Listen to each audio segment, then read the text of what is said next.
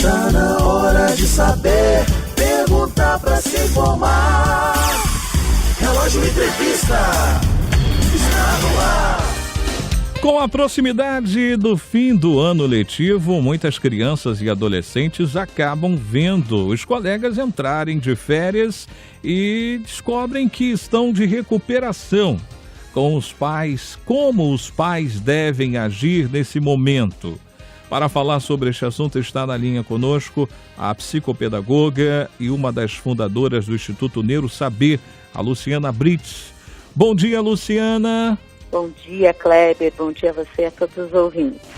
Luciana, vamos à primeira pergunta. Qual deve ser a primeira atitude dos pais? Chamar a atenção ou dar apoio? Sempre dando apoio, né? É muito importante, porque ninguém gosta de ficar de recuperação. Verdade. E é muito importante a gente parar para pensar que, na verdade, para ficar de recuperação, ela teve que ir mal diversas vezes durante o ano. E os pais deveriam estar assim, atentos a isso também. Então, às vezes a gente fala assim, a culpa é da criança. Mas eu não gosto de falar em culpa, mas em responsabilidade. E os pais também têm que estar atentos a todo esse processo. Então, na verdade, a gente precisa realmente ter uma questão aí bem grande de apoio mesmo aos filhos. E como a cobrança pode atrapalhar, hein, Luciana? Sim. A cobrança, ela acaba dificultando muito mais, porque a criança acaba se sentindo mais ansiosa, né?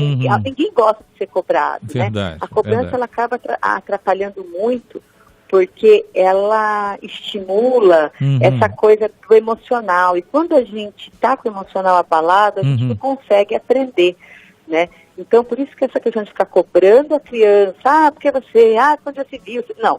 Agora não é hora de cobrar, agora é hora da gente já estar com o problema e a gente tem que ver o que fazer com esse problema, né? Cobrança não é bom para ninguém. E como os pais podem ajudar os filhos a não perder um ano? Primeira coisa é ver, né, quais as maiores dificuldades aí, né? Fazer um plano de estudo diário, e não é um plano de estudo para ficar 10 horas estudando, porque isso não é produtivo, né?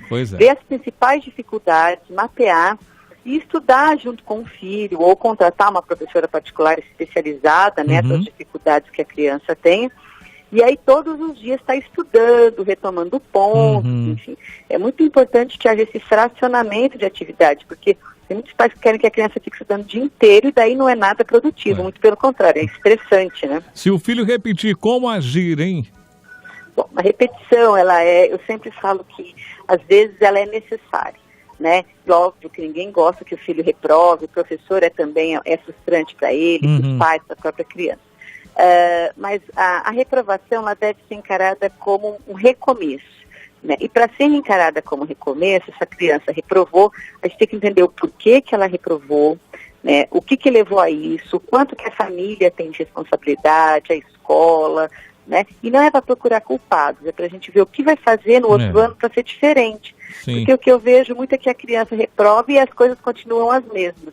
E não, né? Então a reprovação mostra que aquela aprendizagem não foi adequada, ou que aquela abordagem da família, enfim. Então, aí a gente tem que repensar isso e aí propor soluções diferentes para essa criança, né? Para que ela não reprove novamente, né? Mas, Luciana Brits, então repete para nós o que os pais e responsáveis devem fazer para que a criança não fique, né, em recuperação novamente.